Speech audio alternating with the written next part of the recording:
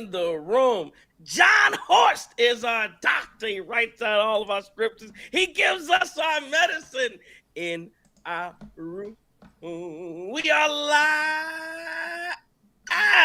Day 2, Cream City crossover. Day 2, free agency with the Milwaukee Bucks in the 2025 26 years. The Guru Trick off the third. Chris King. Justin. And if you enjoyed the first 24 hours of free agency, if you enjoyed what the Milwaukee Bucks did when they got Gary Trent Jr. back, and we're feeling the love, and you see what they do. I think it was Taurean Prince yesterday as well. Who else did we pick up yesterday before? Who was it? It was Gary Trent, Taurean Prince, and KPJ. And KPJ came back. So you're like, okay, you're bringing the boys together. Okay, let's get some work going. I like it. I like this direction that we're headed. Well, if you thought you liked day 1, I don't know. You may have mixed thoughts about day 2. But I think I just say this. I think overall the totality. Well, I said you were definitely surprised. You were definitely surprised. You didn't see this one coming. Man, shout out to you if you joined us on the Twitter. Tweet at us if you're on the YouTube. Talk to us there as well. Another impromptu live show. Day 2 of free agency. Who could have seen this coming? The Bucks go get Miles Turner. $107 million deal with the Milwaukee Bucks coming from Indiana. And again, I'll say this before we get to Miles Turner too. Just one thing. Number one, this just goes to show you, stop listening to the national media. When did anybody tell you that the Bucks really had some realistic chance to go get Miles Turner? There's always, they're gonna run back the same team. And here's the other thing that's so crazy. Oh my God, there's so many different takes you can get off, and so many different things. I think because I see they're gonna run as they start bringing back Gary Trent Jr. and Kevin Porter. They're running back the same team. Oh my God! And then you go get Miles Turner. Oh, I can't believe they stretched away Jr.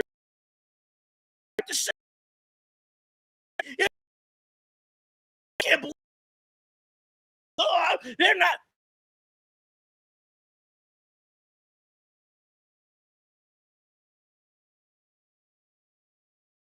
This is the biggest name of the 2025 free agency class. Miles Turner is the biggest name of the actual free agency class that could have been on the move here. And a 4-year, $107 million deal with Miles Turner, had a player option the final year, 15% trade kicker. Again, how about those bums? You know what? You talk about this too. Now I'll get to Miles Turner, but I think this was great. You couldn't script this even better. This is like the definition of you win the battle, but you lose the war, lose the battle. We won the war. They thought those Indiana Pacers fans, they thought that they'd broken the Milwaukee Bucks. We own you. No, you don't. You won the battle. But the war wasn't over. You see what I'm saying? The war wasn't. You thought this thing was just, we beat you in the series here. We've broken their team. Halliburton out of here. Now Miles Turner out of here. Their social media, they're talking about, do we need to get rid of Pascal Siakam? They are cooked, and all because you were too cheap to go into the tax. That's the difference, and that's why I say it's 1-2. That's why Giannis stays in Milwaukee, because you can make mistakes, and the Damian Lillard, the whole Damian Lillard issue trade didn't work out, whatever. John Horst is going to swing. And he's going to fall down, and he's going to get right back up and get on the saddle and get back at it again. That's the difference when you're dealing with the Milwaukee Bucks organization. So Giannis Antetokounmpo, what he does know, if not anything else, is that the Milwaukee Bucks are going to keep swinging.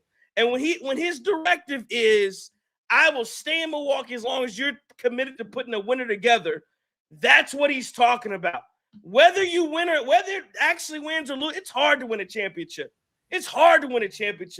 But you have an ownership group, a GM, a front office staff that is committed to every single year going out and looking everybody in the face and saying, damn it, we're going to run it back. We're going to try to win again. Ain't no gap year. What the hell is a gap year? We're trying to win. Miles Turner, 10 seasons in the NBA, all-time leading shot blocker for the Indiana Pacers, 15.6, 6.5 rebounds, 1.5 assists, 2 blocks last season for Indiana, was an integral piece of their team as the Pacers reached the NBA Finals first NBA Finals since 2000. Of course, all of a sudden now he comes to the Bucks. He's a bum, worst starter on their team. Miles Turner sucks. Oh my God, well, I can't believe. Yeah, that's the Bucks tax. The Bucks did. Of course, Brook Lopez went to the Clippers. The Bucks did waive 9-time All-Star Damian Lillard, who's going to miss most of the upcoming season with Achilles injuries, to create the cap space to sign Miles Turner. We'll get to the Damian Lillard piece in a second. But again, Miles Turner coming to the Milwaukee Bucks.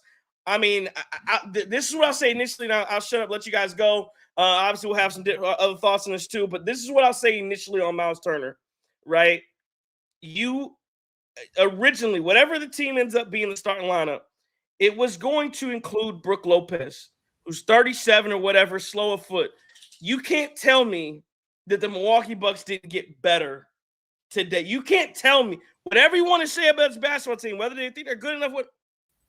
The Milwaukee Bucks are a better team today than they were yesterday. Addition by subtraction, and you got in an actual player in Miles Turner, big time shot blocker, big time. He's basically a younger Brook Lopez. Like he's the youth version of what Brook Lopez was.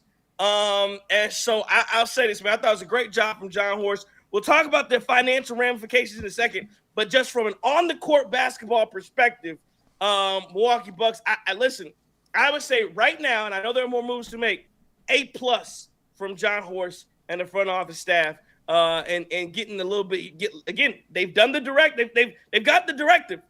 Youth, athleticism, they're bigger, faster, stronger. That's what they're going for. That's what the team they're putting on the court is right now. And just like look no further than our show yesterday. We're talking about, the replacement from Brook, and it could have been DeAndre Ayton. And when I look at it, it's not only an upgrade over Brook, it'd be an upgrade over using your full MLE on DeAndre Ayton for $14 million. Look, this is a move I didn't see coming. A lot of people didn't see coming. But this is also a guy who, we've kind of, I guess, spoke on the behalf of like trying to get Miles Turner before the whole rivalry happened between the Bucks and the Pacers. Like, this is a guy who we were looking at, a couple years back before the whole rivalry thing started.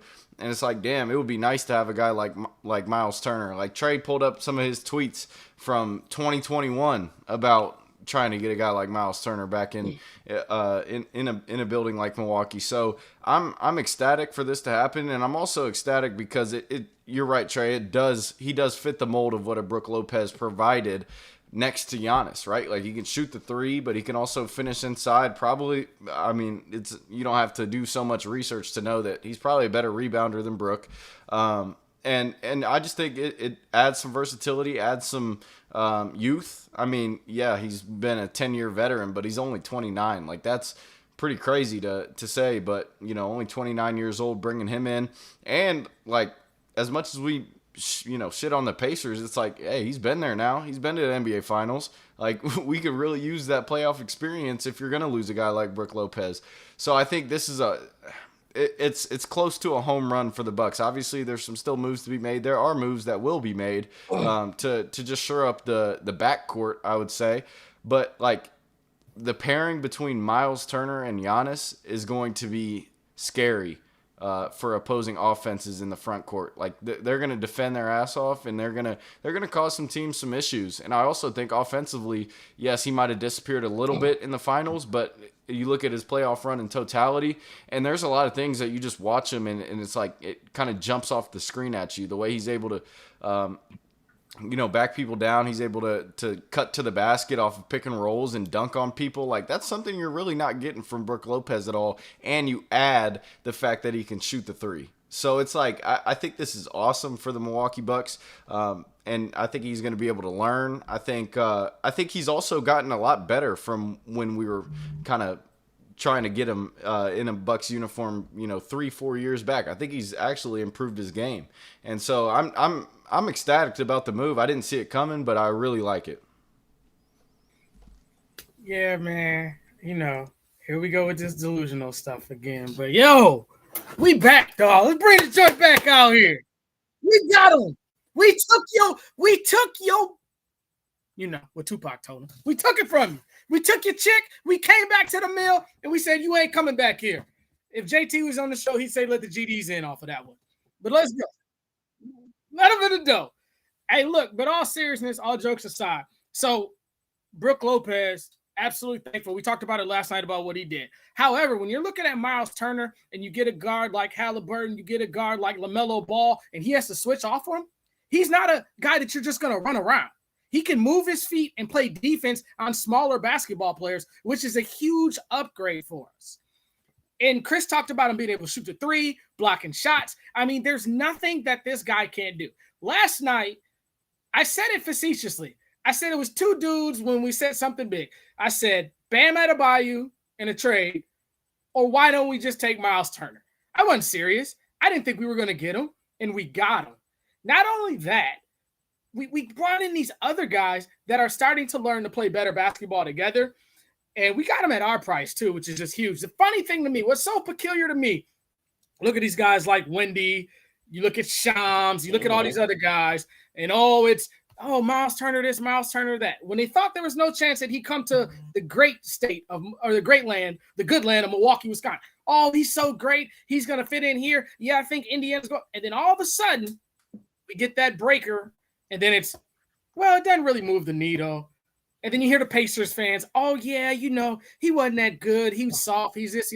Ladies and gentlemen, the Indiana Pacers do not beat the Milwaukee Bucks in either one of these series without Miles Turner. He's a series changer, and he's a game changer. And if he's not scoring that basketball, he can impact the basketball game without scoring it. I don't know how you're not excited if you're a Bucks fan. I'm sure we'll get to some of these people that aren't, though. Yeah, no, man. I agree. I don't know how you're not excited. I think there's still some questions about whether this team, what they look like as far as contending yet, but I want to see them finish out the roster. Again, to me, the biggest piece of this was, can you get younger? Can you get faster? Can you get more like a team? Again, like the Indiana Pacers, like the Oklahoma City Thunder, that can move up and down the floor. You got to get rid of these old head geezers and again, love Damian Lillard to death, but I mean, you got to be able to move, man. This is a new NBA. You got to be able to move it. You got to be able to play offense more. And again, some of this is going to be on Doc Rivers, though. Like you can't bring in Miles Turner and then still run DHOs all day long with Kuzma and that the same thing's going to happen to you. So, but you got to get a team that can get much faster. You talked about the defensive changes that he can make and how he can play. Again, you look at Brook Lopez, and Brook Lopez legitimately in the playoffs got played off the floor. He can only play 15 minutes a night. Like that's what he had become. And that's a head-to-head matchup too. Like it's literally head-to-head matchup. It's Miles Turner versus Brook Lopez, and he's the guy making Brook Lopez not be in the lineup. Yes. You're right. To your point, it wasn't just, they're getting switched. He's getting switched up on a LaMelo Ball. He's getting switched up on a guard, and that's why it's killing. No, it was Brook Lopez legitimately could not stay out there because there was a guy that could stand outside the three-point line and shoot threes and knock him down at an acceptable rate. Now, Miles Turner didn't have a good finals. We all know that. But he had a really good playoff series as a whole, playoffs as a whole outside the finals. I thought he was really good. And again, I just think he upgrades the position for the Milwaukee Bucks and gives them there's just a real opportunity here. Dare I say this is the best front court in the East? Maybe outside of Cleveland. Is this the best front court? I'm just saying Jared Allen and Evan Mobley. That's a good. I'm just trying to say, is this the best front court? Is this the best front court in the entire NBA? Now, again, the Bucks have some questions about their backcourt, and that's legitimate as to whether Gary Trent Jr. and KPJ can really get the job done as a backcourt or whatever that looks like. But your front court is shaping up, and then as you look at it in a totality, now it becomes Giannis, Miles Turner, Bobby Portis, Jericho Sims, Tyler Smith. Hopefully he can develop. That's a strong 4-5 grouping right there. Then your three again. If I'm talking about Kuzma, if you're talking about and again, hopefully Torian Prince at the three. We'll see if he can play it or what that looks like. AJ Green can play some three as well. But I'm just talking from a front court perspective. I think the Milwaukee Bucks have really upgraded. They have one of the stronger front court rotations in the entire NBA. And again, that is nothing to scoff at, especially if you get a Kevin Porter Jr. who starts playing well, playing above his weight, and you get Gary Trent Jr. who ends the season. He should have a lot of confidence the way he ended the year. And again, man, you know, like I said, stay out of debt, and as long as you stay out of debt, man, you ain't got to worry about you just play good basketball. You ain't got to worry about doing nothing else on FanDuel. Just stay out your debt, and you'll be all right.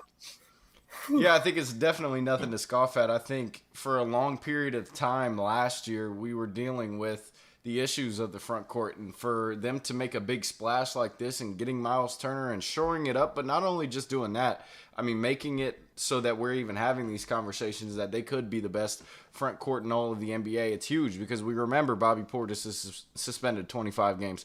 We remember Brook Lopez couldn't stay in front of a traffic cone. We remember, you know, Jericho Sims missed some time. So, I mean, you know, and we'll talk about Jericho Sims, but like, it's just, it's nice to not maybe have to worry about it for a couple of years and always putting that tax on Giannis's body to be, you know, having him rim protect, but also ask him to do a ton of the scoring, a ton of the rebounding.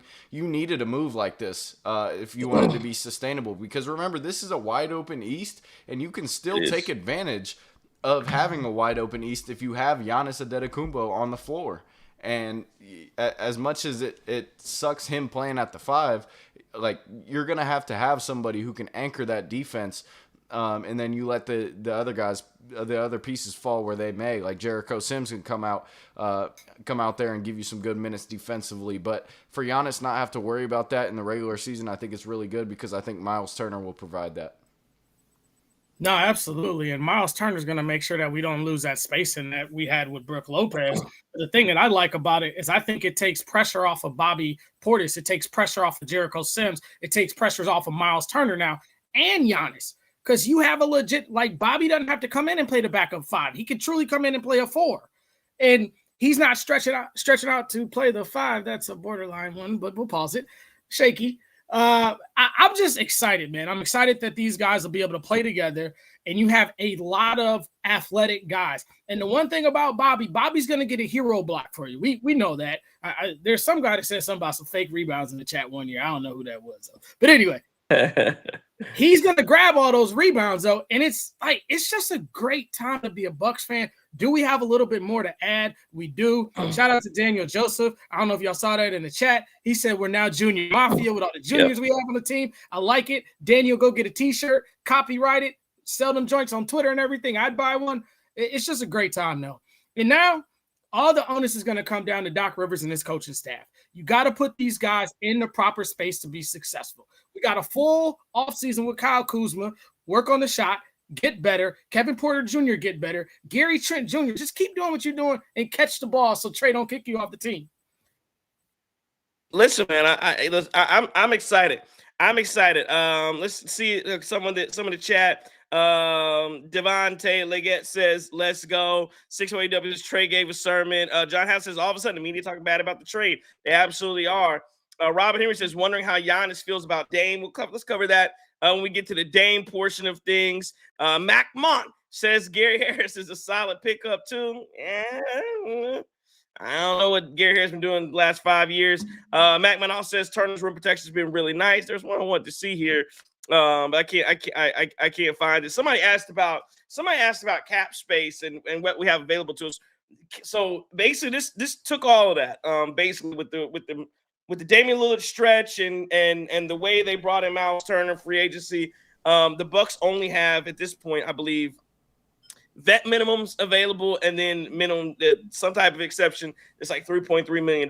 And now they can still make trades and aggregate salary. Somebody let me know if that's correct or not. But that's where the Bucks are. You're at minimums and minimum salaries at this point moving forward, and until or unless you make a trade. Let me ask you this before we get to the Damian Lillard. I know I saw somebody ask about the stretching of Damian Lillard and what it's going to cost for the Bucks to do this. But before we get to that, one more time, really quickly, I just ask you guys, what does this make the Milwaukee Bucks as a team? Like, and I saw somebody ask on Twitter, but it's been talked about a little bit. Are the Bucks a contender? Are they top 5 in the East, top 4 in the East, top 6 in the East? Real quick, NYC Demon with the super chat. Appreciate it. He says Turner was one of the biggest reasons why the Pacers made the finals. He causes the biggest mismatch problems in the East. He is a true stretch and an athletic big. He started knocking that mid-range. If you put a small on him, NYC, you're absolutely right. And to your point, NYC, I don't understand outside of people just hating on the Bucks, and I'm talking about the media in particular, you can't deny that the Bucks upgraded. Whether you like the rest of the roster or not, that's fine. But you can't sit here and tell me the Bucks did not have a significant upgrade from Brook Lopez to Miles Turner. Like, I don't know if people think about Brook Lopez in the old sense and what he was, but he is not that anymore. And Miles Turner is that. Like, I mean, he's a borderline. I mean, I saw somebody say we got a star. I wouldn't call Miles Turner a star. He's a role player, but he's a very, very, very good role player in the NBA and a worthy starting level center in the NBA.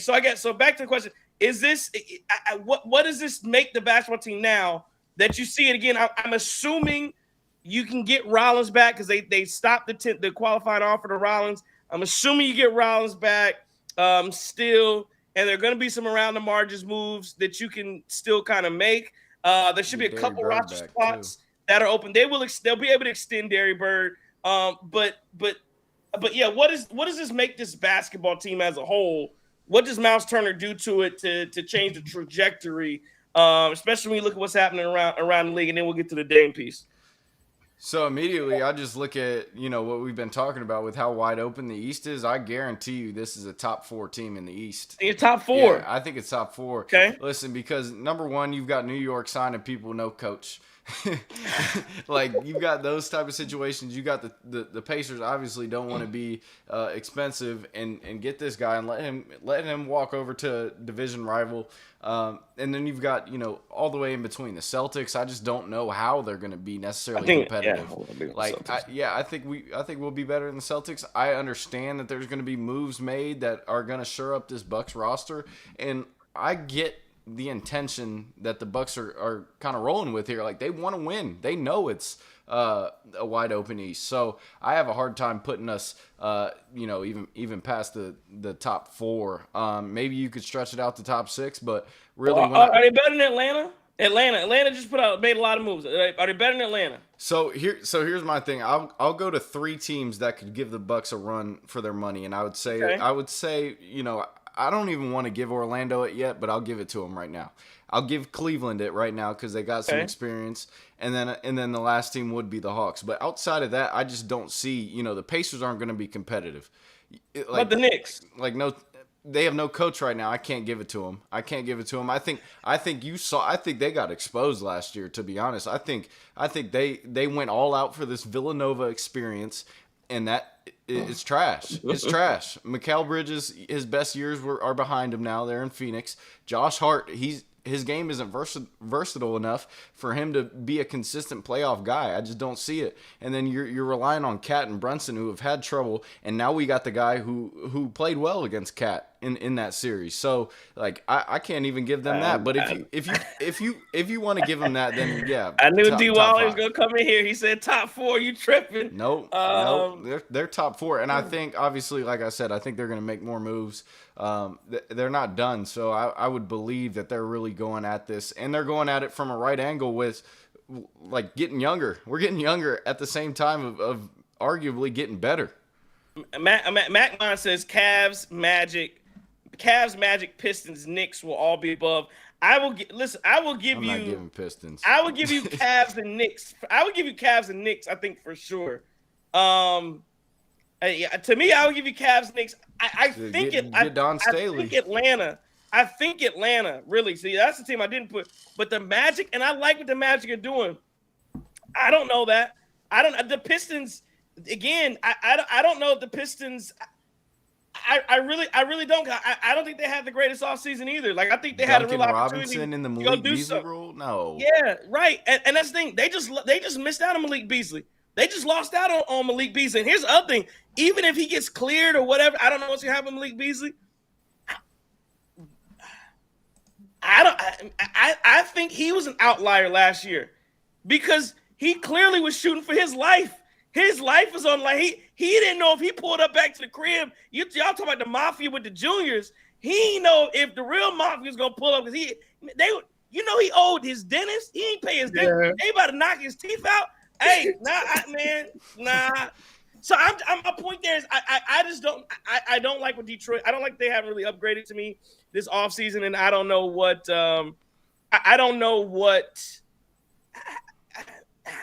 I don't know that I don't know that my point is this. I'm not saying the Bucks are definitively top 4, but I'm not saying that they're just.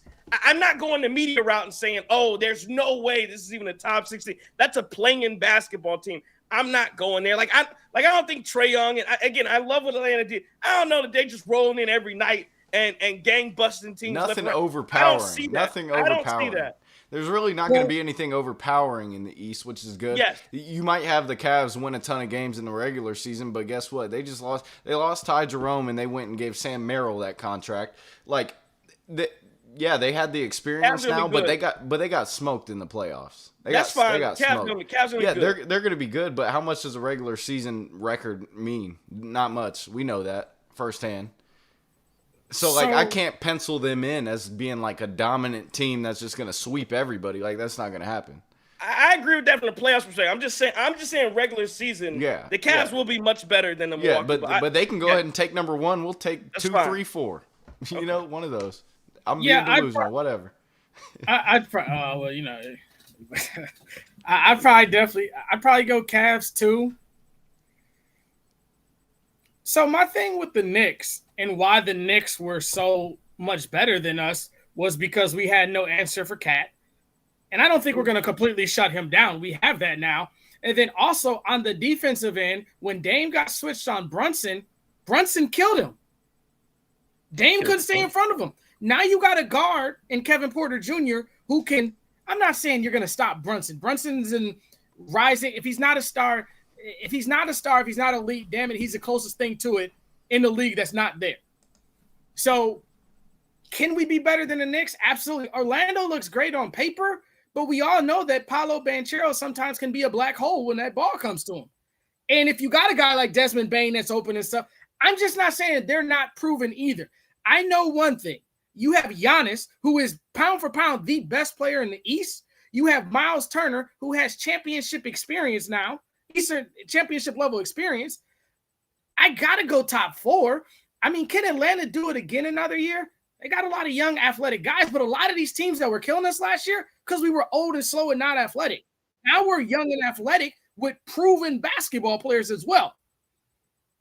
Hey, man, I still top 4, top 3 for me, man. Yeah, like with you, Chris. I don't think it's out of the realm of possibility. And somebody mentioned, Daniel Joseph 4-5. Y'all, we have Giannis, right? I think that is true. The fact that we have Giannis and other teams don't, that's going to be one of the deciding factors. How healthy can he remain? I think that's going to be a big question mark.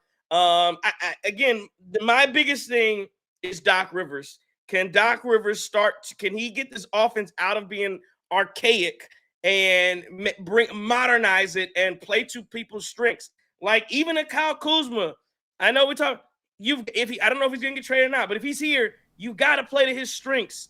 We talked about the other night, Torian Prince. He can't be your 2 guard.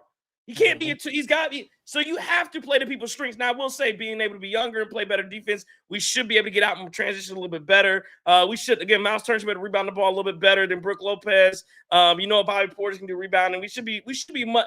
To me, I just think we're so much better in the front court that should really help. But we'll see what happens backcourt wise and what that looks like if the Bucks are able to shore things up. Let's get to the next piece. And so, we talked about the addition of Miles Turner, what that means for the Bucks, what they're going to be able to do. Again, $107 million for Miles Turner, stunning move, all the above. When that happened, right, fellas, like when I saw that initially, I'm like, whoa, like it's to take a word. I was elated, Damian Lillard, when I saw that we got Miles Turner. And my head didn't initially go to how did we do it? Like my head initially went to we got Miles Turner. Hey, we in business. And then I saw like literally right after that is when you see somebody mentioned it. What was it like when the Packers got your boy Jacobs and everybody Jones. They still got Jones and he was gone. That's kind of how it felt. I mean, you didn't think about Lillard immediately because he's not playing, but then you see immediately Damian Lillard, and that you figure out that's how the Milwaukee Bucks are able to free up this cap space to acquire Miles Turner because they waived and stretched Damian Lillard's contract over 5 years. I don't know the last time somebody's been waived and stretched. I'm not even saying that, Craig. I'm just saying that's what I know a couple few of them, but that might be a different show. Hey, yo. But I'm in basketball terms, I don't know the last time an NBA, like, you just don't see players being waived and stretched like this. And $113 million is what Damian Lillard is going to rake in over the next 5 years after this decision. Again, but it should be a win-win from both sides. So the Bucks are basically going to owe Damian Lillard about $23 or $22 million or so over the next 5 years. Now, the good thing about that is the cap will continue to rise. So, what it looks like today, it won't look like tomorrow. But this is an interesting decision to get rid of Damian Lillard. I'll say this one, and I'm not going to sugarcoat his time, but I'll say this one. I thought the Bucks did him a solid because they could have tried to like trade him somewhere and as a throw in and just trade him and try to throw out a pick or something so that you can get rid of him and do this. So I think they did him a solid to where he could get out and then pick his own team. But secondly, I didn't like the way it came out. Number one, when Chris Haynes said that Giannis wasn't happy. Number one, let me say this, there's not a chance in the world this happens without Giannis' approval. Giannis was 100% in on this. Okay, like there's no way you don't make a move like this and trade and stretch and waive Damian Lillard and bring in Miles Turner without Giannis being a part of it. That's not a thing. So that's one. Two, and so I don't think he was like unhappy about it. Two, I think Damian Lillard is the one that's telling Chris Haynes all this stuff. I think we found the rat. I think we knew who the rat was the whole time, and I think y'all talking about this mafia. We found the rat. Damian Lillard's been the rat. We're like, oh, Chris Haynes is cousins with Giannis' wife. Chris Haynes had no information on the Bucks till Damian Lillard got here. So we found the rat. So number one, we got a rat up out our locker room. Sorry. Number two, but again, he should be happy because we give him all the time. Number three, I don't think he's happy. I mean, I think ultimately he will be happy that he's gonna have an opportunity to go wherever he wants to go. But at the end of the day, he got cut. If this thing had gone well and he had torn his Achilles, the Bucks would not have wanted to waive and stretch him. So this thing did. The reason he got cut essentially is because it did not go well. Listen, we don't have to sugarcoat it. They did not mesh. I think it was more Damian Lillard's fault than Giannis. When you're a guest, you have to abide by. You have to go to somebody else's house. He did not assimilate into the house of Giannis and into the Milwaukee Bucks. It didn't work. Damian Lillard. We traded for a guy, and I'll wrap it up like this. We traded for a guy who did not give us what we thought he was going to give. With the Damian Lillard, we thought we knew about Damian Lillard, what he was in Portland. That's not the guy that came to Milwaukee. It's just not. And that's okay. And the Damian Lillard fans get mad, but that's okay. He just wasn't the same guy. So I don't say it was a disaster, but it didn't work. But I would say this, and for the people who were upset the Bucks got rid of Damian Lillard, this is what they call it, sucking cost fallacy, where because you've already invested in something, you got to keep rolling with. No, they stopped it. They said, no, we're not going to buy into that. And we're going to get out of this now because it's not working. And so sometimes when things don't work, you have to get out of it immediately. And so I'm not upset that John Horst made the decision because otherwise you're stuck with a Damian Lillard who, again, may never be the same again with that torn Achilles. I'm just not mad. Listen, I get it. Is it the most? I think Windhorst said it was like mortgaging a house to buy it, to get another car, whatever. Like, is it financially irresponsible? Yes. It absolutely is. This is like having a credit card and getting another credit card to keep paying off that credit card. Yes, it is financially irresponsible what the Bucks did, but we have Giannis, and when you have Giannis, you got to keep rolling. And when what they say, you got to pay the piper. At some point, we're gonna have to pay the piper, but it ain't today. We're gonna keep rolling. That's just like student loans. Yeah, and I got student loans right now. Guess what? I ain't a student no more. You think I'm paying a student loan? I ain't a student no more. I ain't paying no student loans. I ain't paying them. You gotta go. You gotta go. That's how you have to go. And we'll figure out the rest later on the back end. That's all.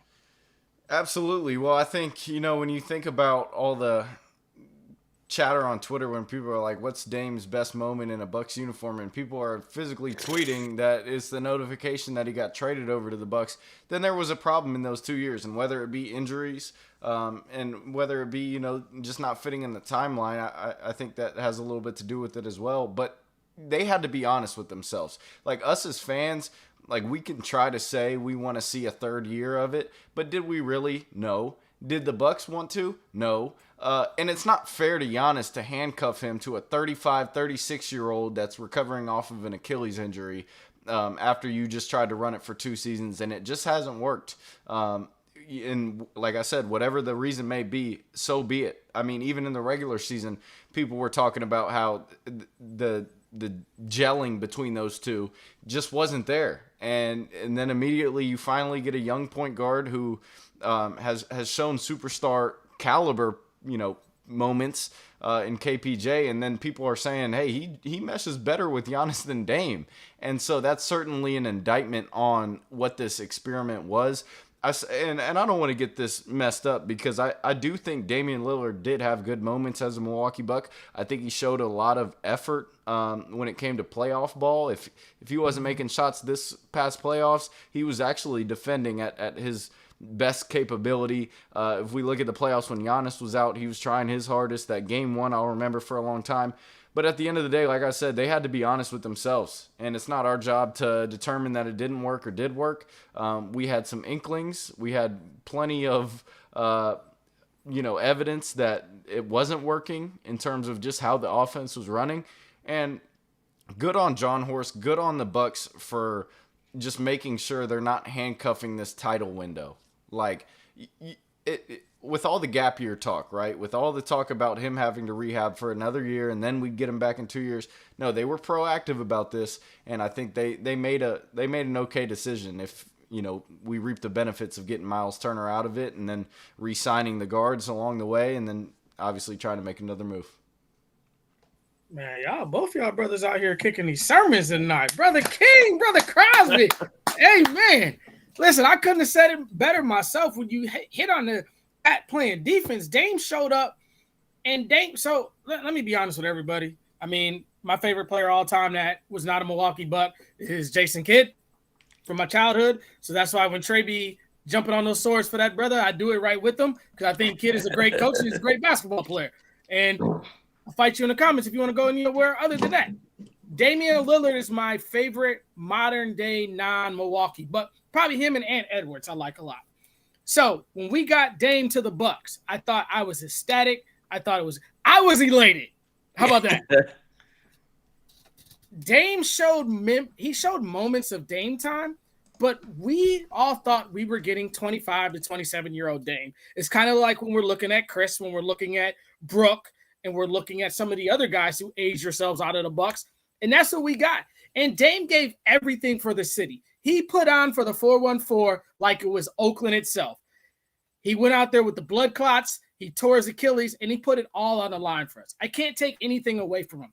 However, did Dame play his best basketball with Giannis on the floor? I know they're the highest scoring duo and stuff like that. A lot of that would attribute to either Dame going nuclear or Giannis going nuclear. We never really saw it together as much as what we wanted, and it never was really that unstoppable force.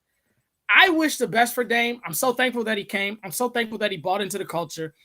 We were a poverty franchise for a long time. We don't have a lot of back-to-back all-stars in our repertoire. So thankful for all that. But, hey, Carmelo Anthony, I think the world of you. And, I mean, obviously, if anybody's going to talk NBA, you have it by far over a lot of the other podcasts and all that other stuff. However, I think you completely missed the mark when you say that the Bucks had no loyalty and we screwed him. We didn't screw him. We gave him $113 million to go away. And then, oh, by the way, once you're done, you can sign another contract on top of that and choose where you want to go.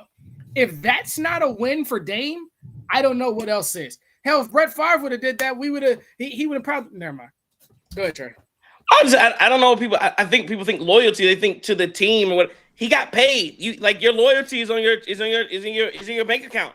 It's not like we waived him and tried to recoup money. No, he's being paid handsomely for services. He can go back to Portland. He can go rehab with his family. I don't know how much more loyal you get than that. We're giving you that. What's not loyal is like it's sending Kawhi to Toronto and things of that nature. Like, no, I think the Bucks were more than loyal. NYC Demon with a super chat again. Appreciate you, NYC. He says, we're a better team now. Simple. Are we contenders? Question mark. I have to be honest. We are just one move away, which makes us closer than we were before. We get a real point of attack defender and just lean into the defense. We won games 86-83 in 2021. You talk about real point of attack defender. Do you go get Drew Holiday? Do you see if you can go back out and get Drew? I'm just talking about a point of attack defender. I'm just saying. I'm just asking the question. Maybe that's something that you think about doing because the Bucks do need another guard. Let's go this is Twitter. Reaper's Ghost says they did buy in. They still have to pay him along with 2 coaches. I'm not sure exactly where that was. Jay Halley says we should have never traded Drew in the first place. Worst trade Horse did. See, that's where I get and we go, what do we do? I mean, again, hindsight's always 2020. Again, to me, just because the move didn't work doesn't mean it wasn't the correct move. Like you just said, you were elated when you heard that Damian Lillard came here. Chris, you just said that what people thought was the best moment about Damian Lillard's time here in Milwaukee was when they got the notification of the guy. So you can't then come back 2 years later and go, that was the worst move that could have been made. No, if you agreed with the move at the time, that was the correct move to be made. It doesn't mean that it will work. Mm-hmm. It just but to me, as long as the process makes sense, that then you did what you're supposed to do. It's like an NFL team. It's like a play call. Like just because you run a play and it doesn't work, if the process was good, it's a good process. Mm-hmm. The execution may not have worked. So the trade for Damian Lillard was a good trade. The execution did not work. By the way, I don't know. I think a lot of all this is possible because you traded Chris Middleton. So again, you may not like Kyle Kuzma coming for Chris, but all of it has kind of wrapped its way into you're starting to change this basketball team. And again, I'll say this, so tell me what you think here. Again, look at the Bucks start line. And I don't know if this is where the national media and people aren't paying attention, but you go from Damian Lillard, how is he, 35? To 35, right now, until you get another guard, Kevin Porter Jr., was he 25, 26? That's round. That's 10 years. That's 10 years. Your 2 was Taurean Prince. How old is he? 31. How old is Gary Trent Jr. if he's your 2 now? 27? Yep. That's 4 years. That's 14. Look like you're 36. That's 14. Well, let's just say Kyle Kuzma's 30. How old is AJ Green if you start AJ Green instead? He got to be 28, 29. He might be 26, 27. I think AJ Green's 26. That's another 3. That's 17 years. Your 4 remains Giannis, and now your 5 goes from Brook Lopez, who's going to be 37, to Miles Turner, who's going to be 30. So that's another 7. You are 20-plus years younger just in your starting lineup. If that's not what you ask, I think people get caught up in names and who's done what. We asked for this Milwaukee Bucks team to get younger. That is what John Horst has provided. Reaper's Ghost in here with a super chat. Appreciate the Reaper's Ghost. Says Dame should not have come back for the playoffs like Giannis in the first year, but then people would have complained about that. Here nor there about whether you come back. I'll say it just like Tyrese Halliburton. And I talk trash about the Pacers. If you don't come back, I'm not saying you're a punk, but I don't even think Tyrese I knew he was going to play because whatever I think about Tyrese, I don't think he's a punk. I think he does some punk things. I don't think he's there's levels to being a punk, and I'm using words carefully here because that's what he would have been if you don't go play. So I respect him for going out and playing. Yeah, again, the end result is he got hurt. Look at Jalen Williams. He went out and played with the wrist. End result was a championship. So, I mean, you have to go play. Now, again, you can question about whether you should come in the first round. But, again, Dame is at the end of his career. I mean, he's at the twilight of his career. You either play now or you continue to age or would have lost in the first round. People would have blamed you, and then you'd move on to next year, and you wouldn't have played. So, I mean, I get it. We can, again, Monday morning quarterback that all day long, too. But in the playoffs, I'm not mad at guys playing. Again, I do give Dame a lot of credit for going out there and playing basketball because, again, I never question a lot of guys' character about that. I can question a lot of things, but I'm not questioning like a lot of guys. You got some heart to go out there and play basketball, so I give you that. And unless you're like a Ben Simmons, then I'm going to question your heart. And you don't want your heart being questioned, because I think Ben Simmons would have punked out. He's the guy. Oh, my back, I gotta sit. Yeah. Hit or miss games because of the snow, right, Chris King? Hey, you ain't gotta never worry about Ben Simmons tearing his Achilles. That man, hey, if he feel a pinch in the morning, he out. Yeah. Yep. I'll say this. I'll say this real quick on just getting more athletic and younger. Like, again, it brings it back to my point about making sure you extend the title window with Giannis. I mean, Giannis is. I mean, it sucks to say he's got one championship. I mean, it's great that we won and we want to keep winning. But he is one of the older guys on the team now, which has tremendously extended the title window if he wants to stay in Milwaukee, which I think he does, and really maybe even retire a Buck, which would be nice.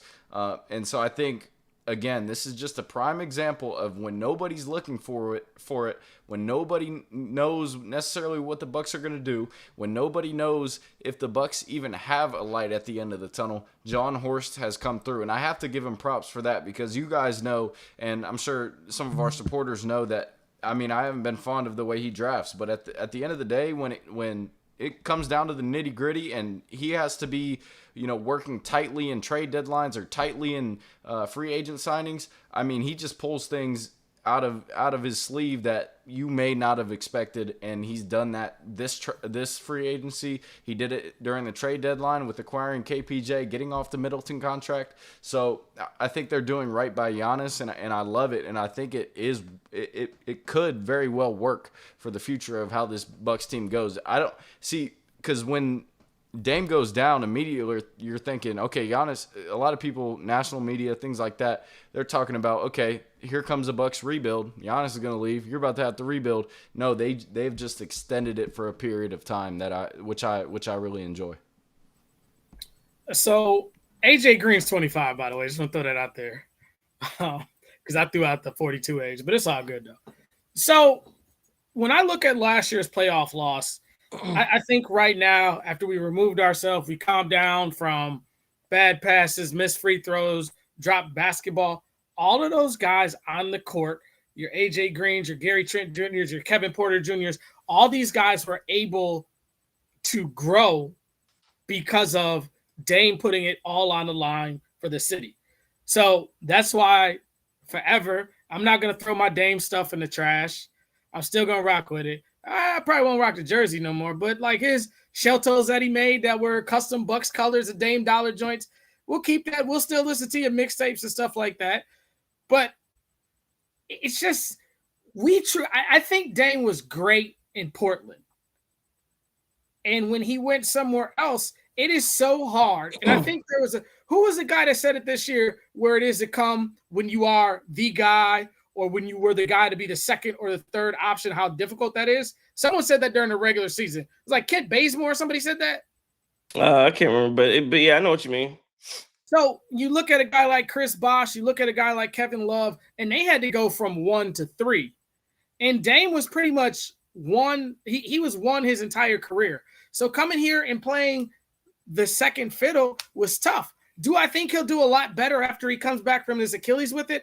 Absolutely, because his body is going to force him to do it. It's just a great shot. It's just a great spot to be in as a Milwaukee Bucks fan. Got to commend John Horst. He just makes the moves that no one thinks is possible. And I just hope we laugh all the way down Wisconsin Avenue this spring.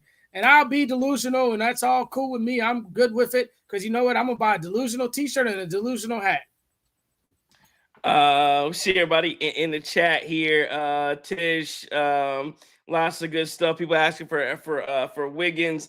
Let's keep. I want to ask you guys this question that we have on the agenda and really get into the financials of it. Talked a little bit about Miles Turner. Talked about Damian Lillard.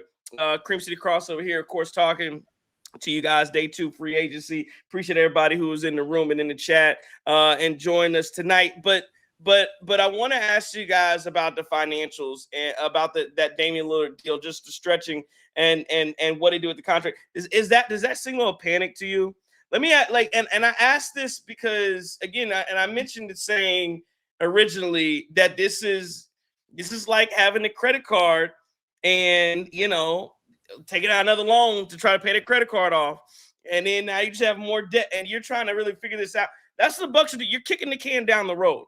And eventually, at some point, there's going to be a time where the Bucks are going to have a really, unless something magical happens and they call up Silver and they get the number 1 pick, but one day this is all going to blow up at the very end, unless your plan at the end is, well, we're going to get it all back because we're going to trade Giannis anyway. Unless that's your plan. I'm not going to say it out too loud, though. But unless that's your plan, at some point, this will end and you'll have nothing to – hopefully you have another championship. But you're gonna have to figure out how to pick up the pieces. Having to pay Damian Lillard 5 years down the road is definitely kicking the can on it. And I guess I asked, is this a panic move? Does this maybe give some credibility to a Shams report where the Bucks feel like John Horst feels like, hey, I got to go out and show Giannis that I'm committed to trying to win. Hey, the whole thing. Remember Eric Namish said, "Oh, we could do a gap year." I said 2-year plan. Hey, we're not doing a 2-year plan, Giannis. Look what we're doing. Got another shiny new toy. Here's Miles Turner. You don't have Damian Lillard, but here we go. Like, is that more? Does this signal panic?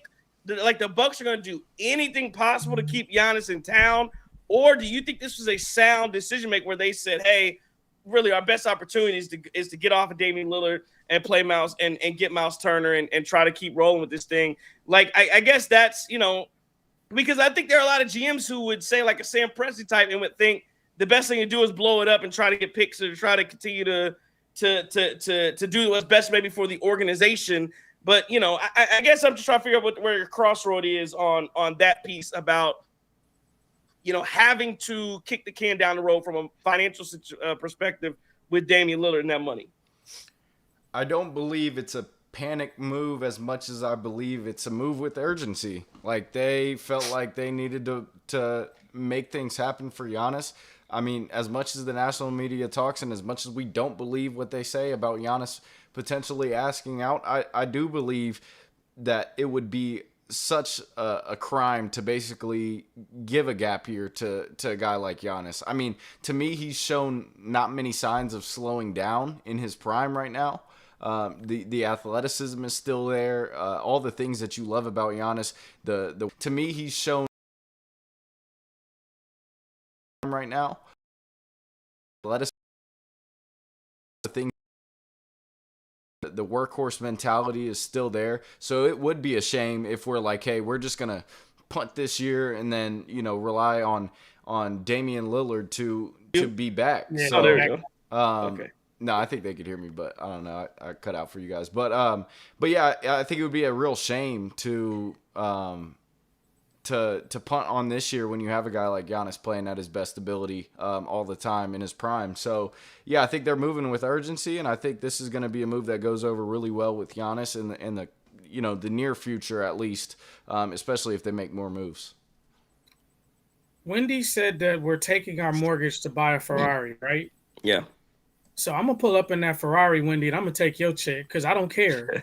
Like, we're here for diamonds. Charge it and kick it down the line as far as we can.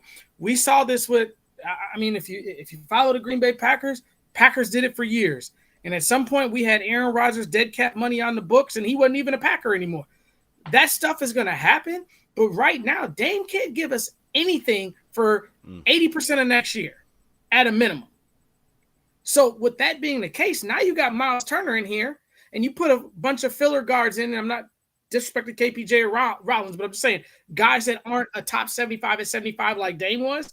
And maybe those guys give you the tenacity and the energy to win this whole thing. And then it's all worth it. And even if you don't, to take it to the Brewers' term, you have more bites of the apple now. We don't have to throw the whole apple in the trash yet. So keep going down the line.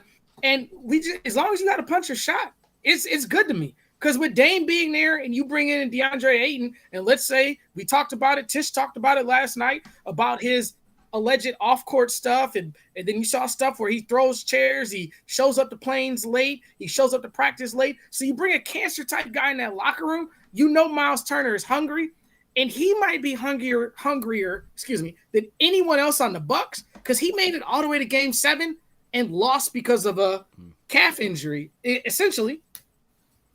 But I also want to bring up the fact that, like, listen, like, this Bucks team, like next year and in the couple years to follow, like, they're gonna have a chance. Like it's with the moves they're making, they didn't have time to wait on Damian Lillard to rehab. Like, that just can't happen if you're really trying to make sure you make the most of Giannis's tenure in Milwaukee. Yeah, no, they're gonna have it. They're gonna have this opportunity to really get themselves and ingrain themselves into potentially trying to win, but they're gonna have to put the right things around. But we've been first round exits for 2 years. What is it? 3 years? So that's the thing. So it's like you can't really get worse than that. If well, you're not I mean, you can if you don't make the playoffs. Is but this the play-in team? Is this not a top 6 team? Yeah. That's when it will. If that happens, which a lot of media people are predicting. If that's what happens, then I think it's going to be time to reevaluate. But I agree with you. I don't think that happens. I think Giannis is too good. As long as he's healthy, I think the Bucks have a chance at something. At what? I don't know. But again, you look at this East, and again, Giannis will be the best player. Giannis is by far the best player in the East. And it's not going to be close because Tatum was probably your number 2. So it's not going to be particularly close when Giannis goes out there against whoever he goes out there against, and who knows? They get a favorable matchup. I have a hard time thinking that, like, let's say a 4-5 was Orlando Milwaukee, and I'm thinking Orlando. But again, I could have said something about Indiana, but I just have a hard time thinking Orlando can beat the Milwaukee Bucks in a series, even without knowing what we have. I see some people talking about CP3 in the chat. Hell no. He went to the Clippers. He's going to the Clippers. Hey, quick question. What year did Giannis win defensive MVP? Or defensive player of the year? 17? I'm going to say 19. 19. Okay. Brook was a lot younger then. So imagine Miles Turner playing the Brook role now. Just saying. Right. Yeah. No, absolutely. Absolutely. And like I said, there was a time when Brook Lopez was a legitimate defensive player of the year candidate. He was like top 3 in those categories. So, that's where things were and where they stood. Want to talk as well about the Milwaukee Bucks getting rid of Pat Connaughton for 2 seconds, and somebody else. I think they're waiving that guy too. Bucks is getting rid of everybody. I can't remember where he was from. Serbia. Again, Serbian. The Bucks then of course keep Jericho Sims, and then who else? Gary Harris. Yeah, Gary Harris. I'll say this on Gary Harris. And again, I think I've talked about Sims at length, so I won't go on too much about him. But I think it's good. Again, another good young player who can. You talk about defending outside the perimeter. That's what he can do, and excited to see that, and hopefully he can ingrain himself, continue to play even more minutes. Again, Doc's got to play him, but I mean, again, you talk about defending outside the perimeter. Excited to see the play. Doc, Gary Harris. I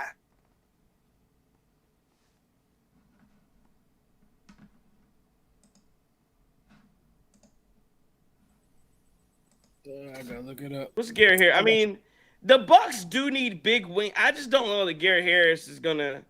I don't know that he has it in the game, and he's only 30. Wow, I thought he was older than that. So he's young. He's younger. Gary Harris is younger than I thought, but I mean, what has he done? 6'4". What has he done recently, though? 3 points a game, 1.3 rebounds, 0.6 assists. I'm not. Somebody in the chat tell me, like, what has been happening to Gary? Does anybody know? Like, there was a time where Gary Harris was like legit. Decent. Yeah. Like he was like a legit 3-and-D type hard nosed. Was he on that Nuggets team when they won? When they won the was he when they won the chip? Was he on the finals Nuggets team? Oh man, I don't know. He might have been. It's been a long time actually since that happened. No, he was there last year. He was there as 21, so he was there the year before they won the title, 2014 to 2021. But yeah, there was a time where Gary Harris was like a legitimate ball. He ended up playing 24 minutes a night in 23-20 last year. Yeah, so I don't know, man. I just haven't seen enough out of Gary Harris to think that he still can contribute. There was a time back in Denver 2017 he was averaging 17 points a night. Did he get injured? I'm assuming. I feel like he's been hurt. 48 yeah, he's games, been hurt. 54 games, 2019 games. Sorry, I mean cut you. Yeah, yeah. I think, yeah. Go ahead. When I look at, obviously all the moves that they made today, outside of Miles Turner and Wave and Dame, I'm happy to get Jericho Sims back, another depth option in the front court, a guy who played his best ball in the NBA with the Milwaukee Bucks in just 1 year, and I think they'll be able to let him grow. Pat Connaughton, that was just kind of a lost cause. We've been trying to get off of him for a long time, and they finally did, and then they had to attach some picks to it just to even get that done. So that's obviously an indictment on where Pat was. He had great moments again. I think he's pretty deserving of a small little thank you for what the big shots he hit against Phoenix. But outside of that, we needed to get rid of him. And then when I talk about Gary Harris, I just think, to me, he's, you see some of the comments are like, do we really need this many shooting guards? And I would say, if he's able to be healthy, it just gives you a lot of options. You know how big depth is in the NBA right now to this day. And, maybe we strike gold on something that was low value, instead of having to use maybe, a mid-level exception on, somebody that you're trying to swing for a home run and then you don't get much. So I believe this will be a small contract, right? It'll probably be like a vet min. Yeah, I think everything going. Yeah, it's vet man for Gary. So at this point, you're just trying to find guys that can step in. If Gary Trent's going to miss a game, if Gary Trent is not making shots, if he goes through a rough patch, which a lot of our shooting guards do throughout the regular season because they get so many shots up. I just think you get more options at the shooting guard position. So I can't be too mad at it. I think they're, again, just trying to go for depth. Yeah, and like you said, though, as far as with Gary Trent, remember, he came off of that back ailment last year, so this takes pressure off of him. These moves are all strategic to allow guys to soar once we get to this playoff stretch. Because, this regular season is good. I know, Chris said top 4. I said top 4, top 3. Trey, we didn't get a definitive on you, but that's okay, though. We know you went to Howard, so, you're gonna skate the line. It's all good.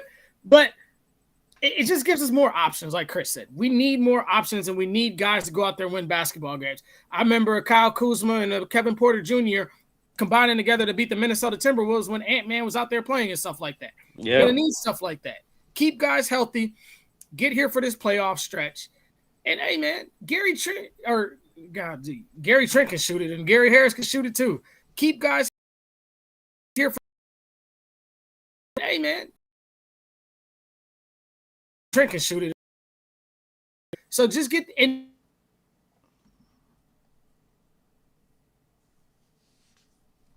Did we lose him?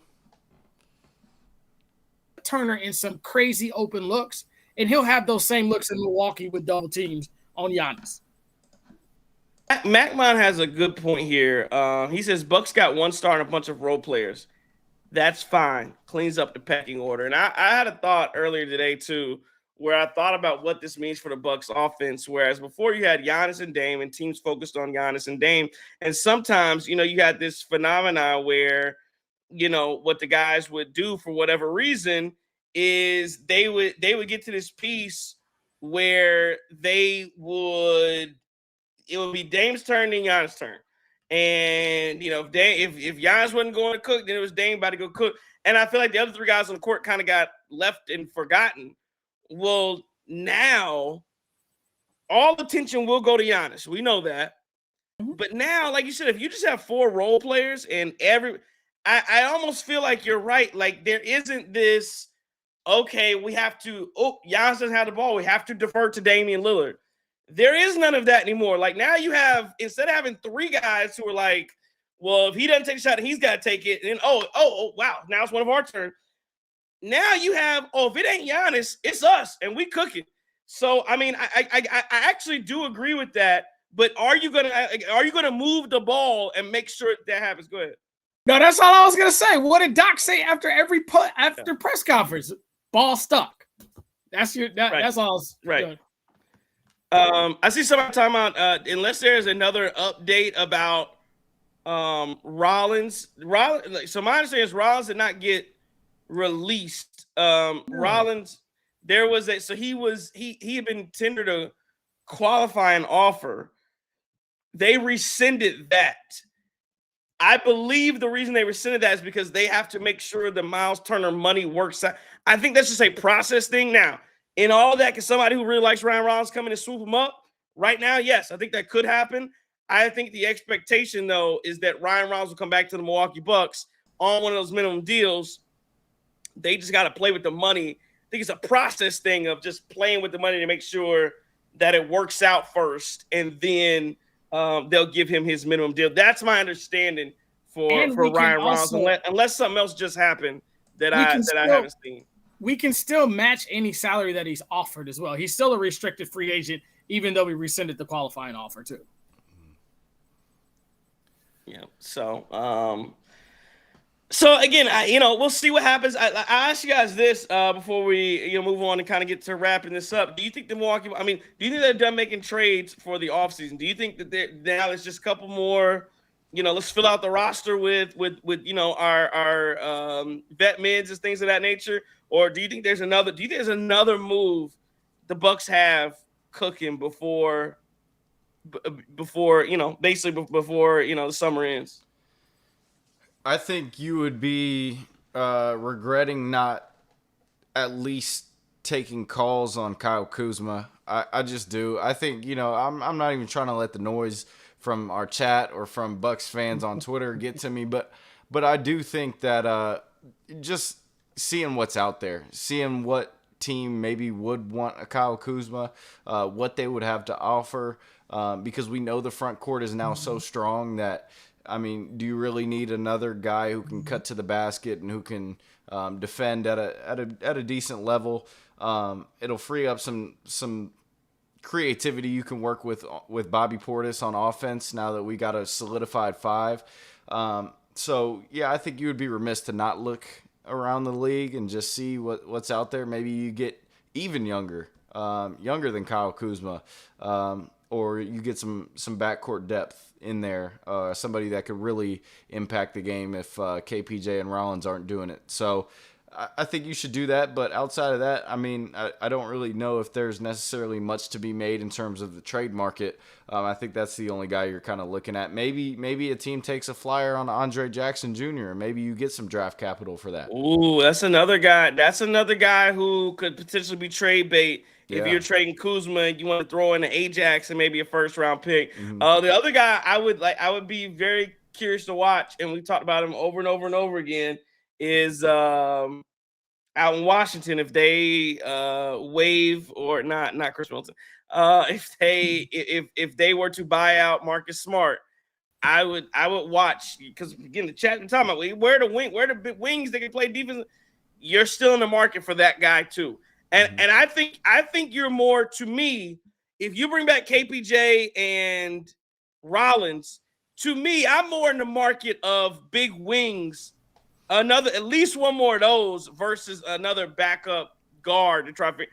I'm honest, I'm willing to roll it, because here's the reason. I'm willing to roll into the season with KPJ as my starting point guard and Rollins as my backup, because at the end of the day, I get a ball to Giannis and run point Giannis and roll like that. Reaper's Ghost says, what do y'all think about them saying the season should be shorter since players are run 10% more, just faster paced game, causing more Achilles issues?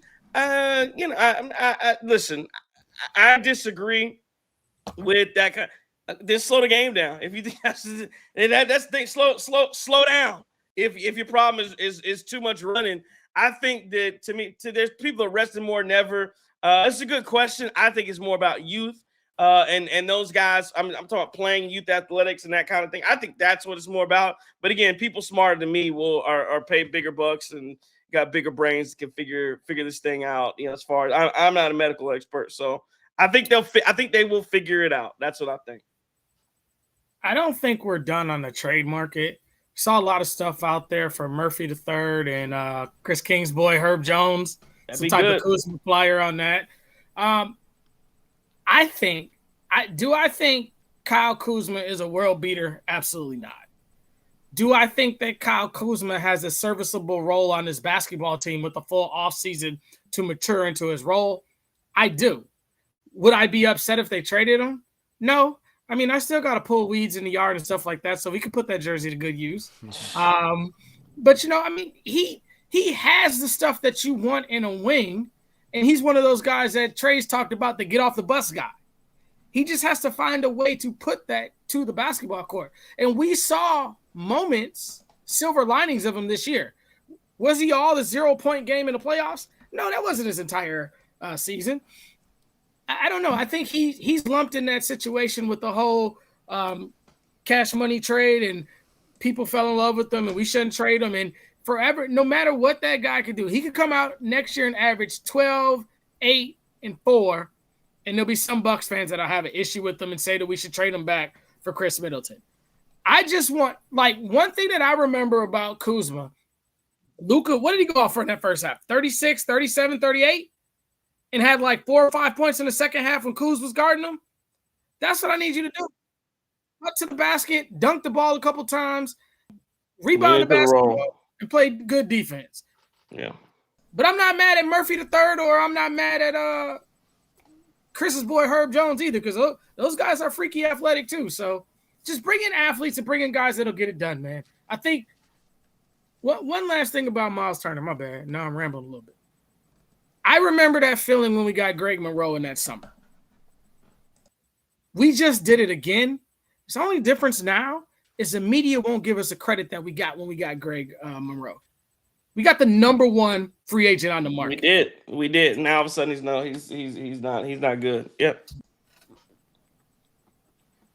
Around the league, you saw your boy Eric Gordon re-signs with Philly. Trey Mann goes back to the Hornets. Who else? Your boy. We were talking about your boy with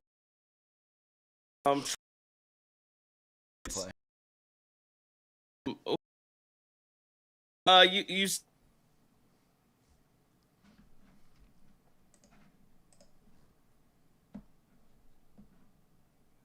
Tim Hardaway Jr. to Denver. And I think your boy didn't Dennis Schroeder go to Sacramento as well. He did. So again, interesting stuff that happens around the league. Of course, the biggest move clearly was what the Milwaukee Bucks did. Yeah.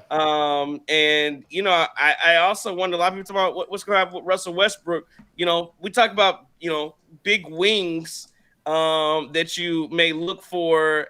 But Russell Westbrook was a guy that can do a lot of different things. I don't think I want him on my basketball team. No. But I'm talking about just guys with high motors are going to run. He's a guy. I'm just saying we'll just buy him on a regular season contract and cut him after we start the playoffs. That'll work. I mean, that'll work. He'll play hard in the regular season. No, go ahead.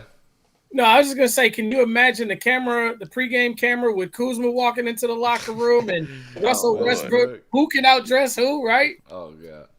Yeah, I think.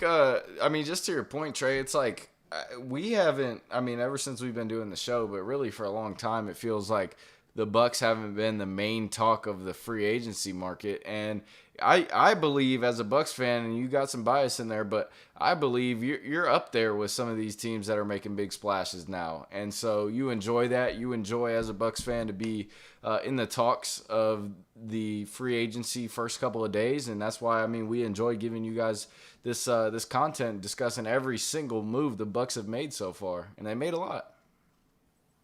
They absolutely have. Dan Joseph says Bucks won the day. I absolutely believe that. Listen, man, at the end of the day, as we get ready to wrap here, day 2 of free agency here at the Milwaukee Bucks in the Creep City crossover. Listen, man, I'm gonna go to sleep. I'm gonna wake up and say, "What else is John Horst cooking?" What else is he gonna have for the Milwaukee Bucks? I really don't think they're done. I don't know if it's true. Clearly they're not done. They gotta fill out the roster, but I'm happy about where this team is. And again, at the end of the day, and I think somebody else said it. Maybe it's NYC Demon or whatever in one of the super chats. This team to me is better today than they were yesterday, and that's all this is about. I don't care about the money. I don't care about stretching and waiting. I don't care that we're gonna be paying guys 5 years now. 5 years from now, I might care about it if all this goes to hell. 5 years, but I worry about that when I have to get to it. Right now, I'm worried about winning basketball games and improving this basketball team. And so, who knows? Top 5, top 6, whatever the Bucks end up being. Listen, you're gonna check, roll ball out, check ball, and let's roll. At the end of the day, I got 34 on my squad, and I like it. And again, I really, no joke. You talk whatever you want about the move, and I do like the front court. I like this front. The front court rotation is a legitimate basketball rotation. You got to figure out what you're going to do in the back court and with these wings, but the front court rotation is a legitimate front court rotation that can win you basketball games deep into the playoffs. And I'm excited about that. And oh, by the way, we broke the Indiana Pacers. Whatever happens, it's all if the Indiana Pacers are dead in the water, and that's the last we got to hear from them. Because we took away Miles Turner and we killed their hopes and dreams. It was well worth it. I love it. I love doing this move. I love the fact that, hey, Miles Turner basically comes out and says, hey, you wanted to be cheap. You didn't want to dip into that luxury tax. I'm going to the team that should have beat you, should have beat us for 2 years straight. And they had some injury unluck themselves. So I think he's going to be able to contribute, and I think he's going to make Indiana regret not signing him back. Yeah, I want to give a big shout out to the homie Harry Potter, Pacer dude, the Butterbeer dude that was killing us during the playoff run. Hey man, one of the Pacers fans with a lot of class that came in said he hated to see the move, but it was a good move for the Bucks, and we got a good one. You know, all you Pacers fans that are now trying to pour salt in our Kool-Aid because we got your guy, and your guy's gonna look better than us. You know, it's like, hey man, you were with that chick and she was down and bad and stuff like that. Now she got with these big dudes. We finna buy some boobs. We gonna buy a butt, and she gonna be out here looking amazing. And we ain't sending her back home either, dog. She with us. She with the homies in them. Hey, and hey, Daniel, man, shout out to the homie, man. I cannot, like, we don't have to mute you, dog. I cannot read your stuff when we be doing the show. Like, you so silly, hilarious. But one thing that the homie said, and I agree with him, I think he said earlier, we the MF and Bucks, we should be the 1 seed. Go crazy, Daniel. And hey man, one quick thing. Gotta thank my mom's making me a Bucks fan, man. Gotta thank my grandfather's all that, man. I done sat through a lot of bad stuff, and we're here now where we matter so much, people want to downgrade everything we do. I never thought I would see this day ever in my life. Only took 42 years. Yeah, no, you're absolutely right. They are 100% downgrading what the Milwaukee Bucks do. I don't know if it's because they're upset about Giannis. Who knows? But yeah, everything we do gets you know. I saw somebody say that all other GMs are calling the Bucks reckless for what we're doing. So it is what it is, man. They always either. Right. They talking about us. Good stuff, man. We want to appreciate everybody for joining us again. Day 2 of free agency. Appreciate you fellas for pulling up again. Of course, live doing what we do here at the CCC. Want to thank you if you're watching on Twitter, if you're watching on YouTube.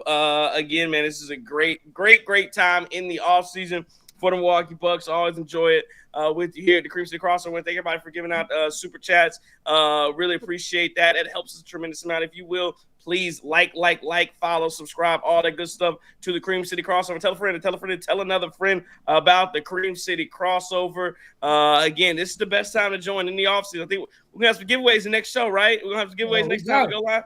All right, we're going to have some giveaways.